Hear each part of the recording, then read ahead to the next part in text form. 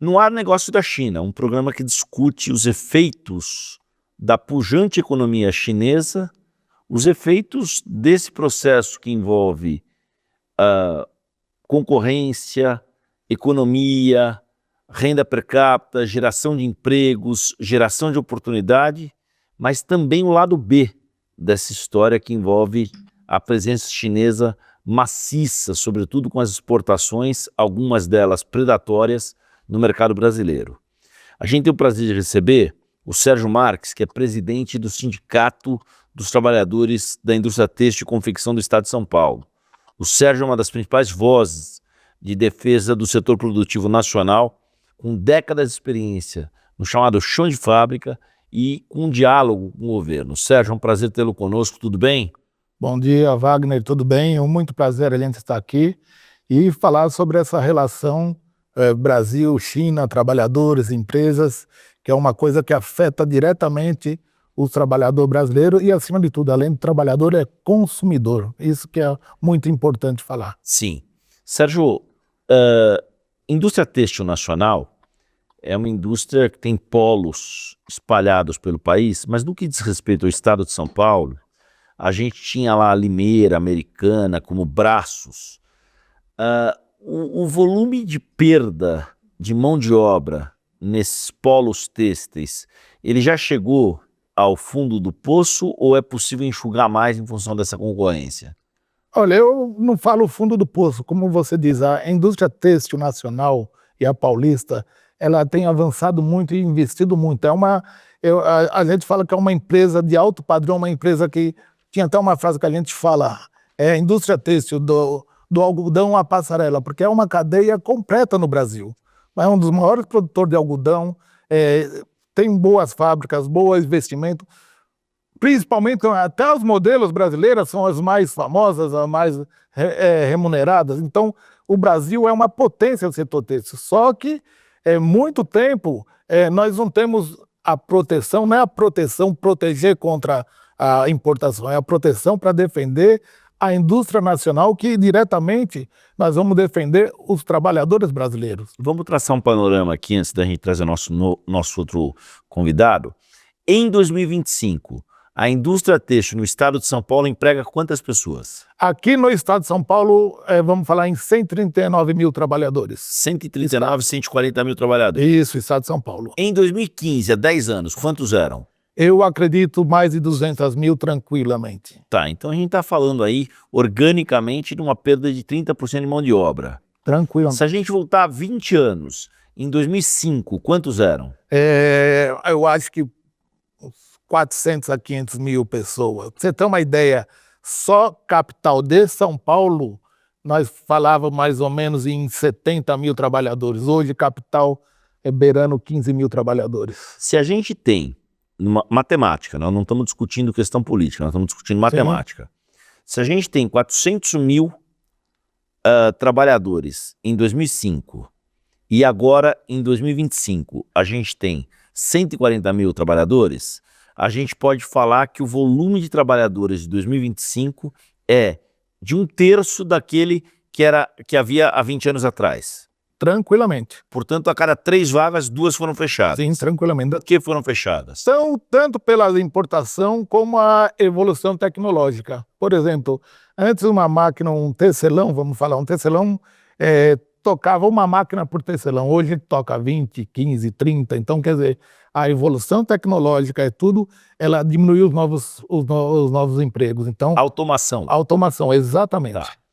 A automação ela é um processo global. Sim. Sobre o qual a gente não tem muita ingerência. Né? De modo geral, é um processo, a indústria automobilística faz isso, a indústria da aviação faz isso, você tem processos industriais que são complexos, mas que a automação foi por esse caminho. Sim, verdade. Até porque a gente falava que antes a gente tinha vários trabalhadores para uma empresa. Hoje nós temos 2 trabalhadores, um para ligar as máquinas e tocar, e um outro para dar alimento para o cachorro que fica tomando conta da empresa. Então, quer dizer, ela foi uma evolução que é necessária, a gente sabe, e o investimento na mão de obra também não foi necessária no passado. Hoje não, hoje já temos parcerias, temos o Senai que investe bastante no setor têxtil.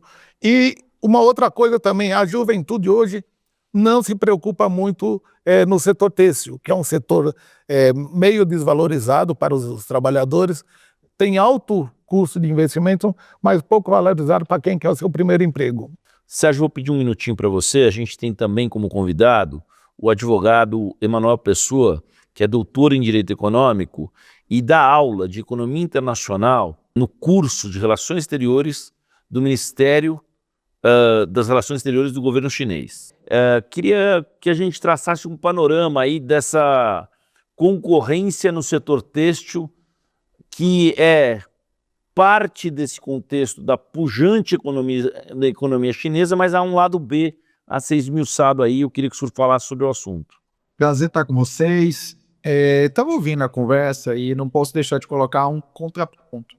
O maior problema, a maior ameaça ao setor têxtil brasileiro não foi de modo algum a China. Isso são erros brasileiros. O Brasil tem uma limitação que impede o consumo de massa. Se a gente para de verificar, que é flexãozinho até a roupa mais simples, a mordinha, até a curva do carro.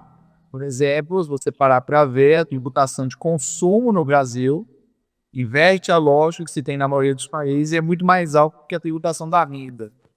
Então, imagine que é o seguinte, o sujeito rico vai comer 2 pãezinhos um dia no Brasil e o sujeito pobre vai comer 2 pãezinhos. Os dois estão ali pagando quase 50% de imposto. Para o rico aquilo é marginal, mas para o pobre vai ser diferença significativa na renda.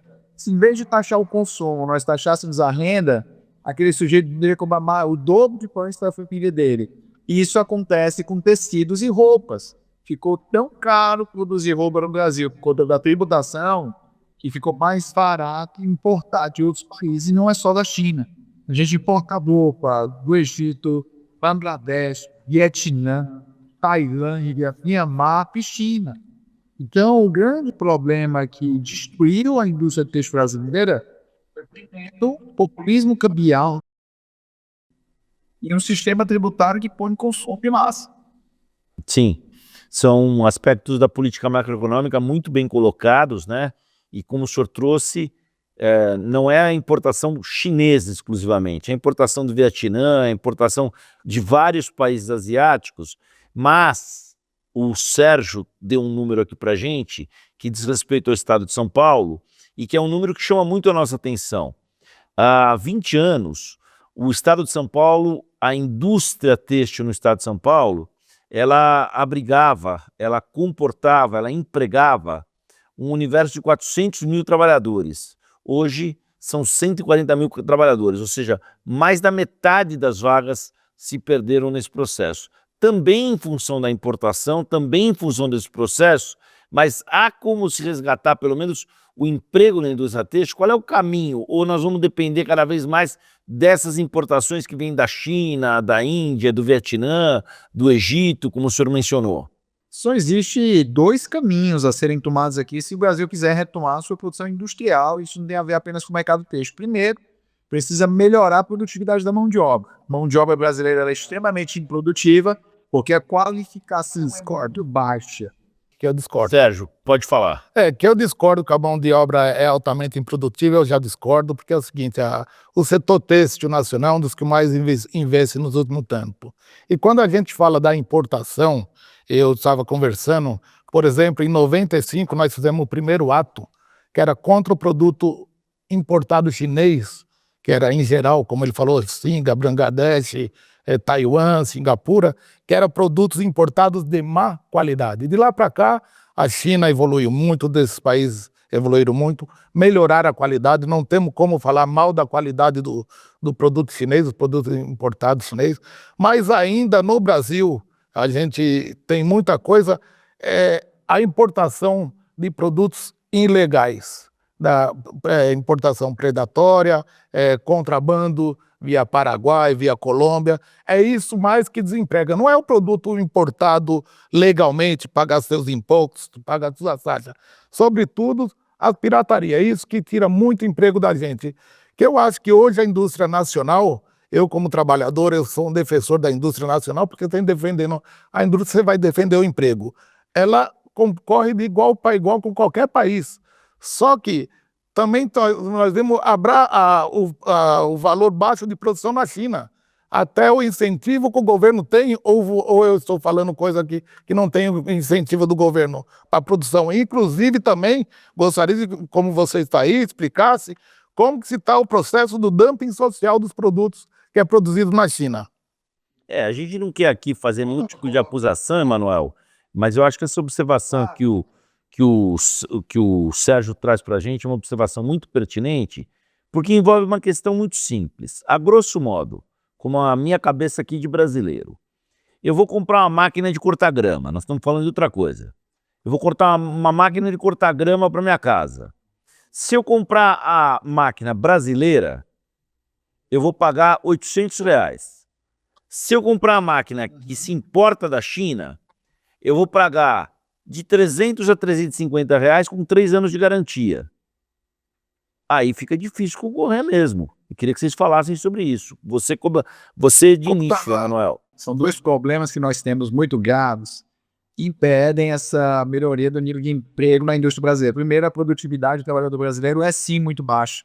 A produtividade ser baixa não é um demérito do trabalhador brasileiro, é um demérito do governo brasileiro, que não proporciona educação básica e treinamento técnico. Se você for, por exemplo, na Alemanha você tem 2 trilhas de ensino superior, uma é mais acadêmica e outra é mais formal. E a maior parte dos alemães faz essa trilha, que ela é mais técnica. Então, boa parte das universidades alemãs são, na verdade, grandes escolas técnicas. E por isso a Alemanha, mesmo em salários altíssimos, é a maior exportadora do mundo per capita. Tá? Perde para a China em volume, que afinal de contas a Alemanha tem 80 milhões de pessoas e a China tem 1,5 bilhão, mas per capita a Alemanha exporta muito mais do que a China. Isso tem a ver com a qualificação da mão de obra. Segundo ponto, o Brasil é extremamente atrasado na produção técnico-científica. O Brasil é uma irrelevância na produção técnico-científica, porque, mais uma vez, nós temos sucessivos governos na história brasileira, isso não vem de agora, mas é sucessivo, e realmente não dão o preparo adequado e o incentivo adequado para as ciências. Todos os governos estimulam, com os seus sistemas tributários e suas organizações, que existe um intercâmbio de ideias entre a academia e as empresas. No Brasil, as empresas são preconizadas e não existem os incentivos tributários adequados para que a pesquisa da universidade ela revê. Por exemplo, eu sou advogado e eu vou amanhã ser cancelado pela categoria. O Brasil é o país que mais forma advogados do mundo, enquanto que a gente desenvolver ciência e tecnologia, o Brasil deveria formar engenheiros. Tá? Isso é uma questão de escolha. A China fez a sua escolha. A China forma engenheiros, forma técnicos e forma cientistas. Os incentivos hoje que cientistas têm para vir para as universidades chinesas pesquisar e desenvolver novas tecnologias é gigantesco. E no Brasil, esse incentivo não está nas áreas científicas da criação de tecnologia, que a criação de tecnologia se irradia para a sociedade com um ganho de produtividade. Então, o que acontece? A gente pode morrer de falar que no começo o produto chinês era de baixa qualidade. Por que o trabalhador brasileiro ia comprar? Porque a renda dele é baixa. Porque como é um efeito acumulado.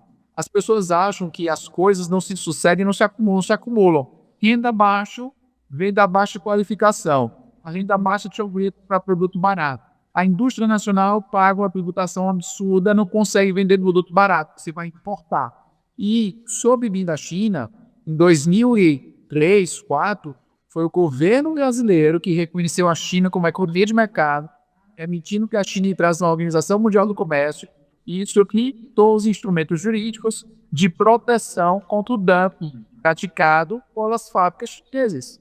Então, as fábricas chinesas inundaram o mercado brasileiro e o governo brasileiro, por conta de ter sido uma peça fundamental na admissão da China à Organização Mundial do Comércio, o governo brasileiro tem instrumentos limitados, tem um limite no qual ele pode tributar produtos chineses. A produtividade na China é absurda, inclusive em muitas áreas bem superiores aos Estados Unidos, o que faz com que o preço dos produtos, aliados à câmbio desvalorizado, chegue para um preço ridiculamente barato no Brasil. Só não é esse o problema. Porque a tributação chega a 100%.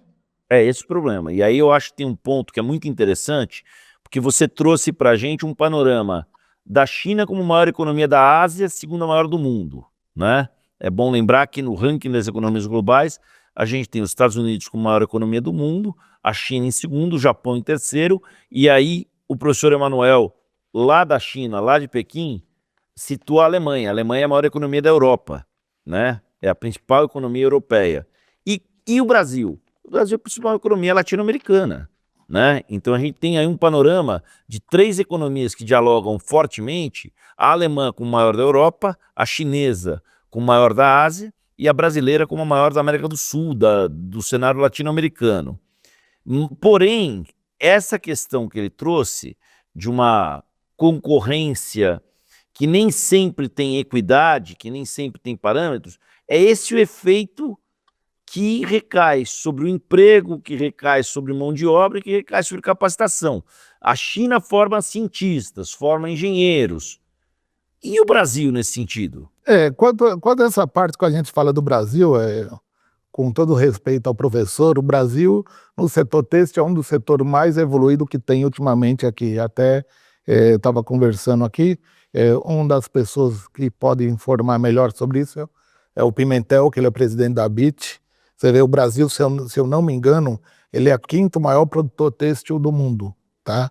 E está muito evoluído. A mão de obra brasileira não Quais é... são os 4 primeiros? Estados Unidos, China? China, como diz, acho que Alemanha ainda, Itália, e os tigres asiáticos num total, né? Então o Brasil está entre esses 5 maiores produtores do setor têxtil. E uma coisa que a gente fala também, eu concordo com ele, a remuneração no país, no Brasil, o setor têxtil é muito baixa.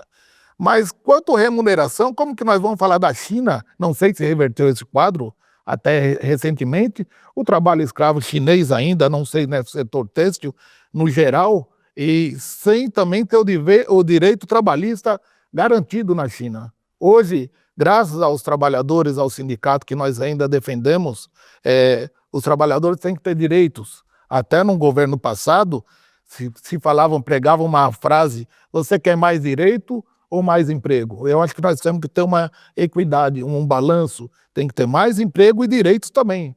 Porque se você só for pensar em tirar direitos, volto a repetir, que a gente sabia muito disso, ouvia muito, que o trabalho escravo, a exploração do trabalhador chinês ainda é recorrente. E volto a falar, o dumping social, que é feito um produto num valor e quando é importado para o Brasil é baixo com incentivo do governo chinês. Se eu estiver falando alguma coisa errada, como o Manel me corrija. E com respeito à importação também, Wagner, recentemente teve uma coisa que acontecia muito no Brasil, que agora está acabando. Os pessoal contrabandeavam ou importavam produto ilegal. Quando chegava, um erro do governo que ele falou, reconhecer a China como economia do mercado, assim, escancaradamente, deveria ter um processo mais para equilibrar o setor têxtil, principalmente a indústria. Eles contrabandeavam, importavam produto ilegal, aí ia para a Receita Federal, o que acontecia? 30, 40 dias depois ia em leilões, e a própria pessoa que importou ilegalmente, eles iam lá e arrematava para legalizar o importado não legal. Então, eu acho muito importante a gente falar e refazer uma coisa. O setor têxtil brasileiro ele é muito capacitado. Professor, essa acusação de dumping social, trabalho análogo à escravidão, esses gaps humanos, sociais, o panorama dessa China têxtil, qual é? Olha, todo perdão ao presidente, mas eu acho que eu não sei onde o presidente está colhendo as informações dele sobre isso da China. Então, para começar, o primeiro ponto, tá? Eu nunca disse em momento algum que foi um erro ou acerto reconhecer a economia de mercado. Eu estou dizendo que a situação hoje é decorrente de escolhas feitas pelo governo. Inclusive, quem ocupava a presidência na época dessa decisão é a mesma pessoa que ocupa a presidência hoje. Tá? Então, se alguém quer discutir sobre decisão política que prejudicou ou não o setor têxtil, isso tem que ser colocado. Segundo ponto, dumping social. Vamos ter uma conversa muito simples. O preço da picanha brasileira que eu compro em Pequim é 50% mais barato, no mínimo, do que o preço que eu pago na picanha no Brasil. Então isso significa, a meu ver, que o Brasil praticaria dumping social no preço da carne para vender na China, Ou será que nenhum governo exporta tributos? Porque até onde me consta, no Brasil, assim como na China, existe a não tributação dos produtos destinados à exportação. Talvez isso seja o que o presidente esteja se chamando de dumping social, que na verdade é a não taxação. Mas se isso é um fato, então talvez o presidente esteja dizendo que o agronegócio brasileiro inteiro praticaria esse suposto dumping social. Então, mas aí nós temos um outro problema. Todos Que é os países exportam sem exceção, que é de não tributar as suas exportações. E, finalmente, sobre escravidão chinesa, eu queria deixar claro uma coisa. Um entregador de comida em Pequim, ele recebe por mês o equivalente a 5 mil reais. E ele mora em um apartamento que ele consegue pagar, e o preço dos produtos e da comida que ele compra é 1/3 do preço no Brasil.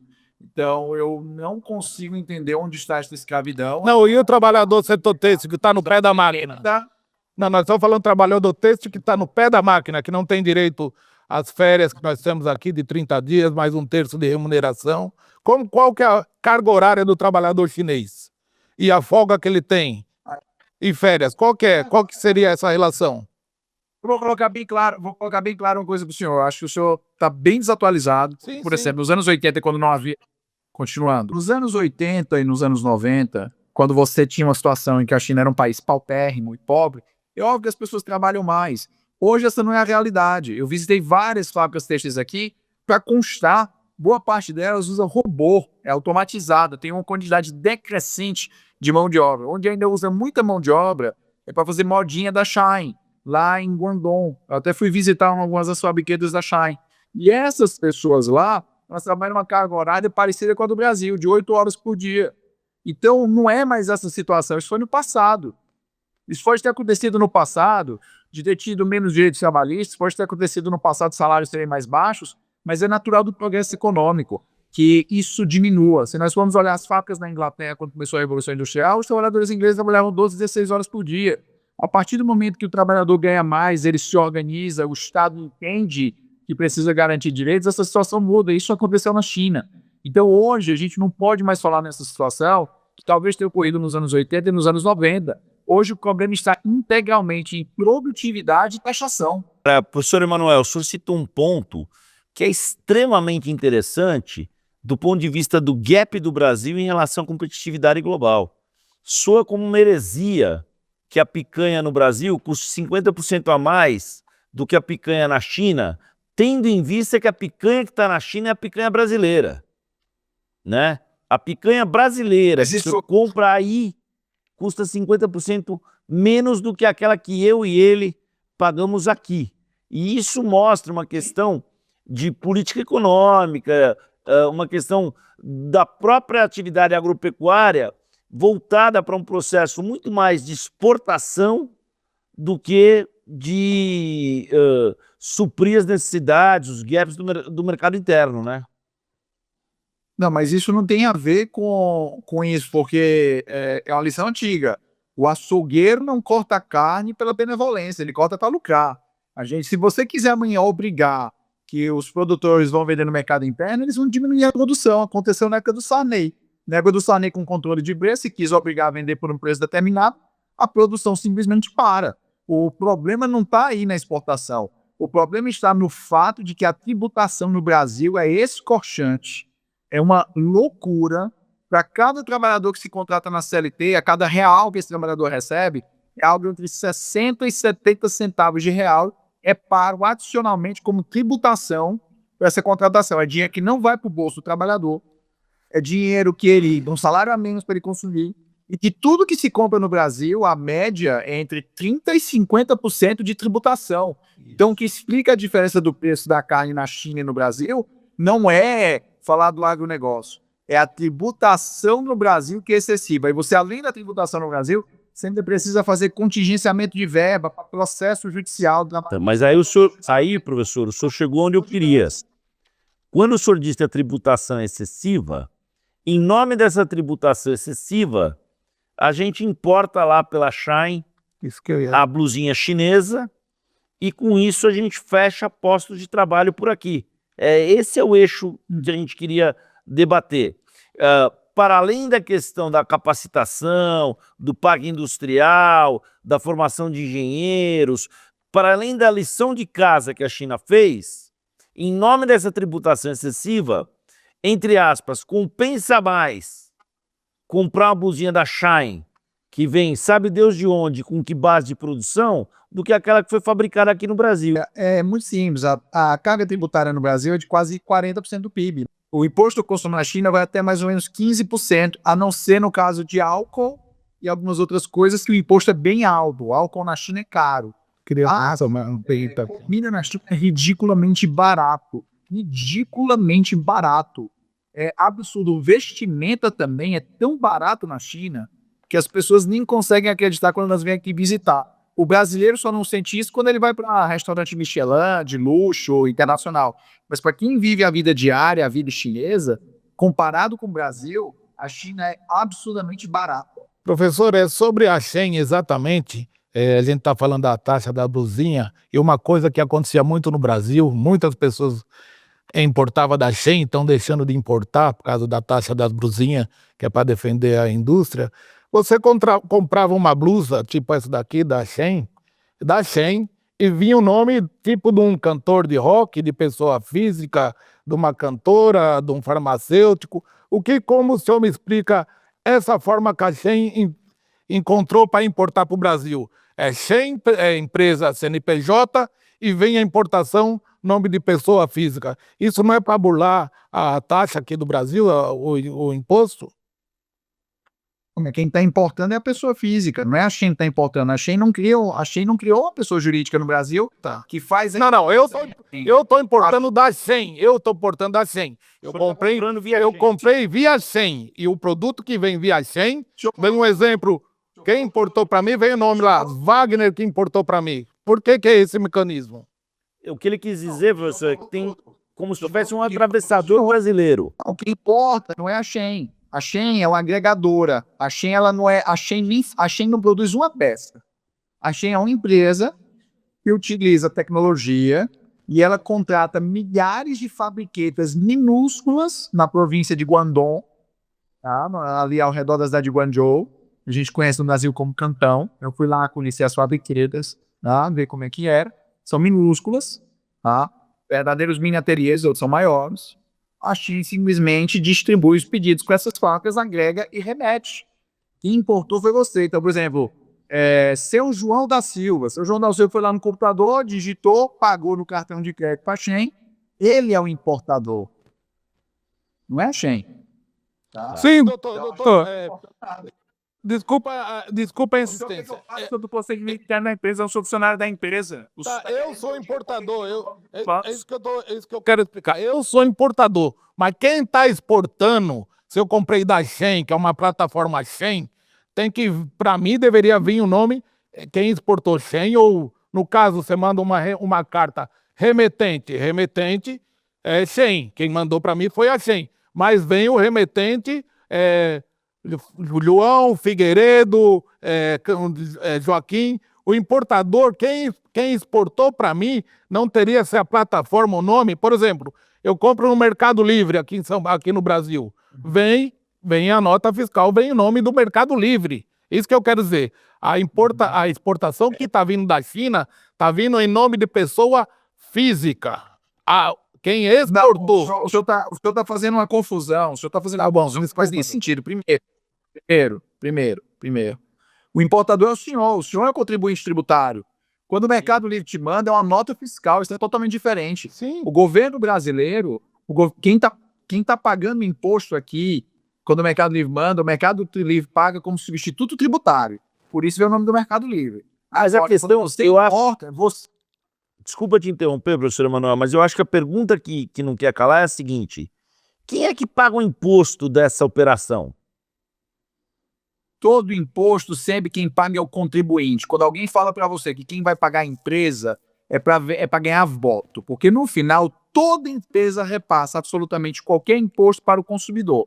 Agora, se você quer saber quem paga perante o governo, na importação é o importador. Quem paga perante o governo na venda do Mercado Livre é o Mercado Livre. Por isso que tem isso. Então, Se está se questionando isso, tem que se questionar a legislação tributária. Porque está em aportação, quem é o responsável tributário, ou seja, quem paga o DARF, é o contribuinte que importou. Na venda do Mercado Livre, por substituição tributária, quem paga o ICMS é o Mercado Livre. Então, Professor, a situação tem que ser mudada. você me respondeu exatamente o que eu queria entender, exatamente. Como eu importador, isso é uma forma de burlar o imposto no Brasil? É isso que eu queria chegar nesse ponto. Eu, como importador, eu compro. Se eu comprar da Shein, eu vou pagar o imposto, exatamente. Mas quando a pessoa manda de pessoa física para pessoa física, eu estou isento do imposto. É uma forma de burlar o Brasil, o imposto do Brasil. Isso que eu quero dizer. Eu importei de uma empresa da Shein, eu teria que pagar o imposto, eu, pessoa física. Então, é uma forma que, por isso que criou-se a taxa da blusinha, de pessoa física para pessoa física, não teria que pagar o imposto. Então, essa tributação, que é a taxa da blusinha aqui, foi criada exatamente para acabar com essa falcatrua que, talvez o senhor tenha explicado aqui, eu estou entendendo agora, é uma falcatrua do importador brasileiro ter achado uma saída para não estar pagando imposto. E o governo brasileiro, com as taxas, que é taxa da blusinha, ele tem que pagar o imposto agora. Mas eu nunca disse isso, não tem... Não, eu estou falando. Existe essa Eu estou falando que aqui... Não tem, o senhor disse que eu explico uma falcatrua, mas não tem falcatrua. Não, era uma falcatrua do importador, não estou falando que é da China. É uma importação que seria os dois, entre os dois. É que eu acho que O importador não declara que... O importador não declara que... Sim. Professor, tem uma dimensão... Disse que não é verdadeira. Tá ok. Tem uma dimensão que a gente não trabalhou e que seria legal a gente trabalhar para encerrar, que é a dimensão do contrabando também, né? E isso sim gera um problema estrutural do ponto de vista de perda de arrecadação, né? Então, a gente tem aqui, bem simples, no centro da cidade de São Paulo, sem muito esforço, o senhor sabe disso, o senhor encontra cueca Calvin Klein e o senhor encontra Lacoste, feita sabe Deus onde, né? E por um preço muito simbólico, Hilfiger, Lacoste, e por aí vai, uma série de marcas de grifes internacionais que também corroboram com esse processo de perda de arrecadação, com esse processo de concorrência predatória e tudo isso. Professor Emanuel, eu queria para o senhor encerrar, qual é o grande finale, qual é a solução para a gente costurar um novo futuro para a indústria têxtil brasileira? Olha, o contrabando é um problema real, tá? Mas é um problema que falta vontade política de combater, tá? Porque cabe ao governo federal controlar as fronteiras. Então, quando o governo federal quis diminuir o contrabando de cigarro, o governo federal conseguiu. Então, o governo federal também deveria querer combater o contrabando de roupa, porque no de cigarro eles são muito efetivos. Quando você vê a ponte da amizade, a Brasil-Paraguai, né, o pessoal tem que ficar jogando cigarro pelo rio para poder atravessar, porque senão a Polícia Federal pega. Então isso precisaria também acontecer com roupa, tá? E eu concordo plenamente que qualquer contrabando é deletério. Não é justo que os trabalhadores lá que elegeram o presidente, eles percam o emprego por uma importação ilegal. A regra do jogo é de torcida. Claro. Sobre o mesmo valor, existe uma diferença de uma importação legal, por mais que ela não seja positiva para os empregos, de uma importação fraudulenta. Então falta ao governo federal fazer a melhor defesa das nossas fronteiras contra o contrabando. A solução é só um. O governo precisa diminuir os gastos, né, especialmente desperdício e corrupção, para que a gente possa diminuir a carga tributária sobre consumo, porque se diminuir a carga tributária sobre consumo, as indústrias têxteis, elas vão poder ter consumidores com mais dinheiro disponível e vão poder vender mais barato. Então isso faz com que elas possam vender massivamente. Se elas vendem massivamente, elas conseguem aplicar dinheiro em tecnologia, elas conseguem se atualizar. Aí, em vez de simplesmente terem que se defender, elas vão poder competir globalmente. É um efeito consolidado ao longo do tempo. Muito obrigado. Nós ouvimos aí o professor Emanuel Pessoa, que participou conosco diretamente de Pequim, tarde da noite lá em Pequim. Muito obrigado pelo bate-papo, pela atenção. ele é doutor em Direito Econômico e é professor de Economia Internacional. A gente está à disposição para voltar ao assunto. Obrigado, professor. Tudo de bom para o senhor. Obrigado, um abraço. Obrigado. Sérgio, para a gente encerrar aqui, o senhor concorda com a solução que ele apontou? Quer dizer, mecanismos que contenham o contrabando, por si só, eles são suficientes? Não.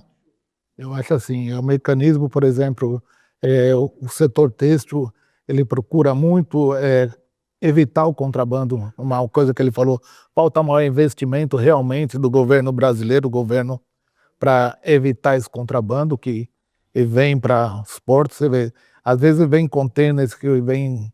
recentemente eu estava vendo, vem um contêiner com capinhas de celulares importadas legalmente. Metade do contêiner que eles vão avaliar não é capinha, é roupa, é produtos que vêm da China. Outra coisa muito importante, tá? Inclusive se vocês puderem, esta semana aqui no Brasil, dia 5, começa a GoTex Show, que é sobre o setor têxtil. E essa GoTex Show, são 202 expositores que vão ter. 90% ou mais vêm para o Brasil para ensinar as empresas brasileiras a deixar de produzir, a deixar de ser indústria, para passar a ser importação. Vai ser no AMB, se tiver oportunidade, acho que dia 5, do 5 agora a 7 ou 9 desse mês, especificamente para ensinar o empresário brasileiro como importar e importando, gerando mais desemprego para o trabalhador brasileiro. E volto a frisar, a Shein, ela faz uma coisa que agora com a taxa da brusinha ela parou um pouquinho. Até se você pegar a reportagem, um dos grandes prejuízos que está tendo no correio é que caiu bastante a importação da Shein.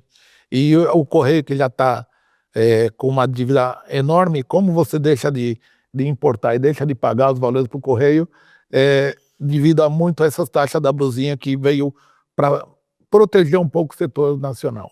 Legal. A gente conversou com o Sérgio Marques, ele é presidente do Sindicato dos Trabalhadores da Indústria Têxtil e Confecção no estado de São Paulo. Por força de todos esses processos, a indústria têxtil empregava mais de 400 mil trabalhadores em 2005 no estado de São Paulo. Em 2015, esse número caiu muito e hoje, 2025, 20 anos depois, a estimativa é de 140, 150 mil trabalhadores. Mais um detalhe, Wagner, esqueci de mencionar, o setor têxtil nacional é o segundo maior empregador da indústria transformação no Brasil, perto de 1.400.000 trabalhadores no Brasil. E 60% a 70% é mão de obra feminina. Isso é muito importante a gente salientar isso, que são as mulheres que mantêm muito o setor. Tá bom.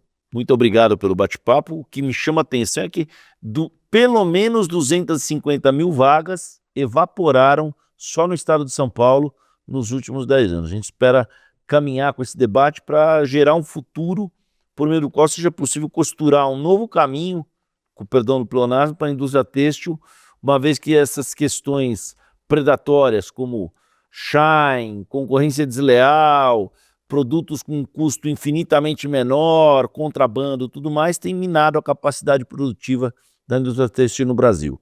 Obrigado.